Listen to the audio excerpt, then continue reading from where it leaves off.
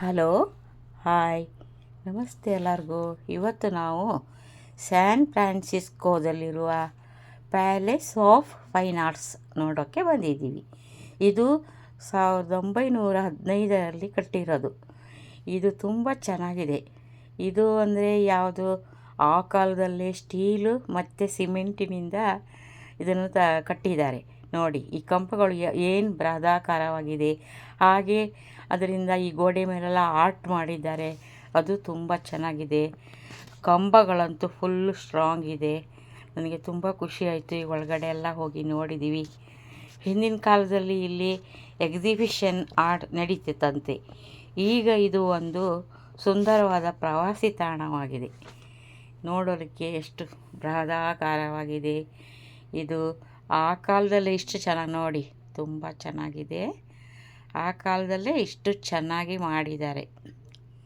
ಜನಗಳಂತೂ ತುಂಬ ಜನ ನೋಡೋಕ್ಕೆ ಬಂದಿದ್ದಾರೆ. ನನಗೆ ಇಲ್ಲೇ ತುಂಬ ಖುಷಿಯಾಯಿತು ಎಲ್ಲ ನೋಡಿ. ಮೇಲ್ಗಡೆಯಿಂದ ನೋಡಿದ್ವಿ, ಆಮೇಲೆ ಕೆಲವೊಂದು ಫೋಟೋ ತಗೊಂಡ್ವಿ, ವಿಡಿಯೋ ಮಾಡಿದ್ವಿ. ಆವತ್ತು ವೆದರ್ ಸಹ ಚೆನ್ನಾಗಿತ್ತು. ನಾವು ಇಲ್ಲಿ ನೋಡಿ, ಈ ಕಡೆಯಿಂದ ಫುಲ್ ಹೊರಗಿಂದ ನಾವು ಅಲ್ಲೇ ಪಕ್ಕದಲ್ಲಿ ಒಂದು ಲೇಕ್ ಥರ ಇತ್ತು. ಅದರಲ್ಲಿ ಇದು ಬರ್ಡ್ಸ್ ಇದ್ದವು, ಅಂದರೆ ಡಕ್ಸು. ಆಮೇಲೆ ಹೀಗೆ ಸೈಡಲ್ಲಿ ಒಂದು ರೌಂಡ್ ಹಾಕಿದ್ದೀವಿ. ಅಲ್ಲಿ ಇದು ಗಿಡಗಳು ಅಲ್ಲಿಂದ ಇಲ್ಲಿಗೂ ಏನೋ ಒಂದೊಂದು ಫ್ಲವರ್ಸು, ಗಿಡಗಳು. ಇದು ಸ್ವಲ್ಪ ಹೊತ್ತು ಟೈಮ್ ಪಾಸ್ ಮಾಡಿದ್ವಿ. ಇದು ನೋಡಿ, ಇದು ಏನೋ ದಪ್ಪ ಎಲೆ, ಒಂಥರ ಬೆಂಡೆಕಾಯಿ ಎಲೆ ಥರ ಇದೆ.